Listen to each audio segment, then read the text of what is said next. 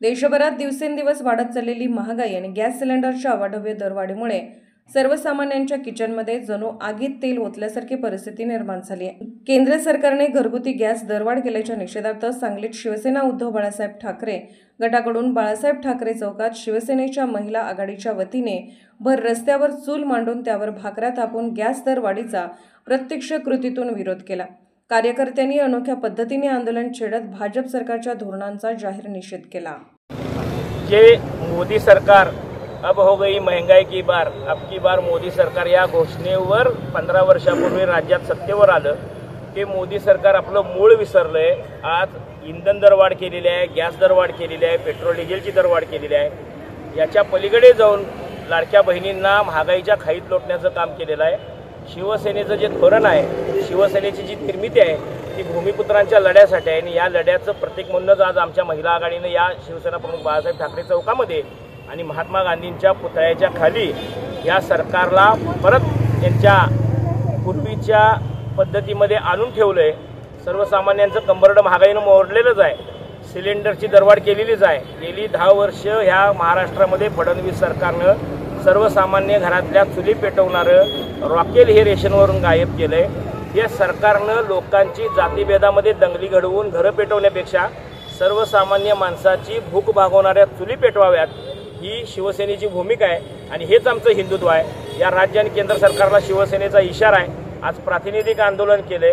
हे आंदोलनाची जर ऊर्जा वाढली आणि महागाई जर कमी झाली नाही तर याची आग तुमच्या घरापर्यंत पोहोचेल याची जाणीव या राज्य आणि केंद्र भाजप सरकारने ठेवावी अशी शिवसेनेच्या वतीनं आज त्यांना आम्ही आव्हान देतो।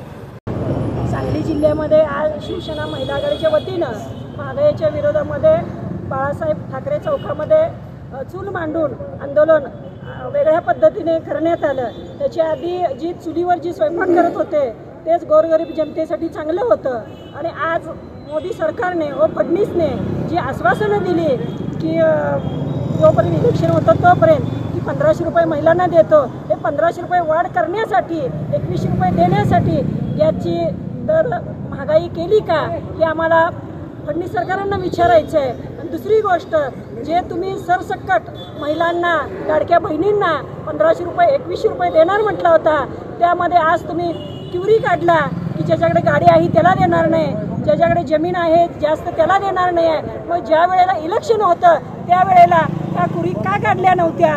त्यावेळेला तुम्ही सरसकट नेम ठेवायचा होता। आत्ता तुम्ही अंगणवाडी सेविका घर टू घर पाठवून जे सर्वे करताय तो सर्वे कशासाठी? तुम्ही निवडून येऊन खुर्चीवर बसला म्हणून का?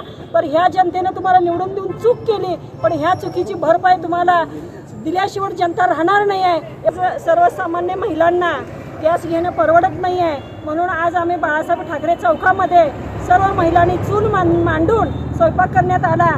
जे हे गॅसचे दरवाढ कमी झाले पाहिजेत म्हणून आम्ही मोदी सरकारला सांगतोय, त्यावरनी फडणवीसला सांगतोय।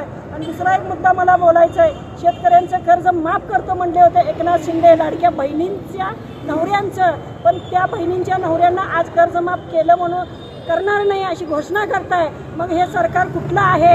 या सरकारला फक्त गद्दारी करायसाठी सरकार बसवायचं आहे का? त्या सरकारला जनता एक ना एक दिवस खुर्चीवरनं खाली उतरल्याशिवाय राहणार नाही आहे।